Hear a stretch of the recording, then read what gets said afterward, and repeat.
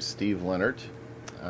I've been a member of the Quilt Guy group for probably 6 years.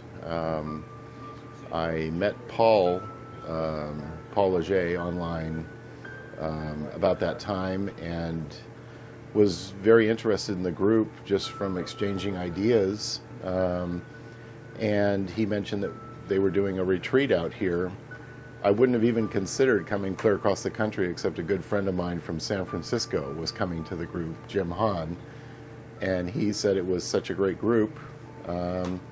So I actually made the effort and made a trip out here once, and just had such a great time. I've been coming ever since, or at least whenever I can.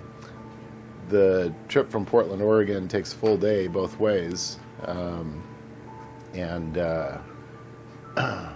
then we fly into Boston and drive to the retreat. It's very wonderful coming to New England. I love the area anyway, and I usually take a few extra days and vacation when I'm out here. And the only bad thing about coming across the country is that it really limits what you can bring. So I actually have a small sewing machine I bring on the plane with me, but it really limits bringing large-scale projects out here. So usually when I come out, I work on smaller projects, hand applique projects, or this time I'm making just a set of small 6-inch blocks that I'm going to use as a border on a quilt. But I didn't bring the whole quilt out here. And I have a hand project also. I do a lot of Japanese quilting, and I do a Japanese decorative stitching called sashiko, which is very simple and doesn't take a lot of supplies, travels well. So I have a large project here that I'm working on, which is a wall hanging. It'll probably take me a couple of weeks worth of stitching on and off to do this project. So I've just started it this weekend. I probably won't actually finish any of my projects this weekend. They're just ongoing collections of things I work on.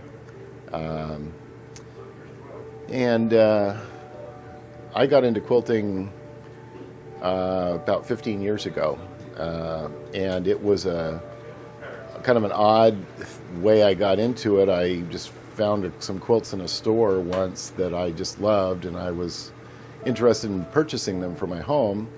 And the ladies in the shop said that the quilts were not for sale, but they could teach me how to make a quilt. I've never used a sewing machine, and they offered to loan me a machine to take a class, which they did, and kind of the rest is history. I loved the class.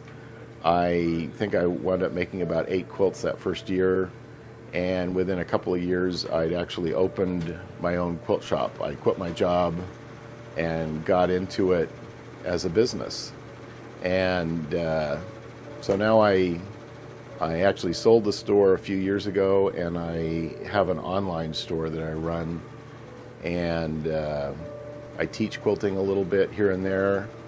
And then I participate in groups like this, and I have a local quilt group that I do about once a month in my area in Oregon also. About 5 years ago, I started a business online called One World Fabrics, and I'm specializing in the fabrics that I had in my retail store in Oregon, but just doing a very narrow niche of products, that mostly fabrics I import from Japan, and they're referred to as Japanese taupe fabrics. They're very natural earth tone colored fabrics, and they have a large following, but they're very hard to get, especially in the United States. So I sell them through my website, oneworldfabrics.com, and I also carry fabrics from Australia, designed by Aboriginal tribes. They're very colorful, and I have a very great group of people that work with me, and it allows me to travel a lot. As a matter of fact, I just went last year to the International Quilt Festival in Tokyo, which was an outstanding show, and we saw a lot of beautiful quilts and connected with a lot of great vendors over there who were selling the same types of products that I do. So I really enjoyed working in this industry a lot, and this Quilt Guy group has been a terrific influence to me, and I've learned a lot from the members. They're all very talented, and some are internationally recognized artists who are award-winning quilters.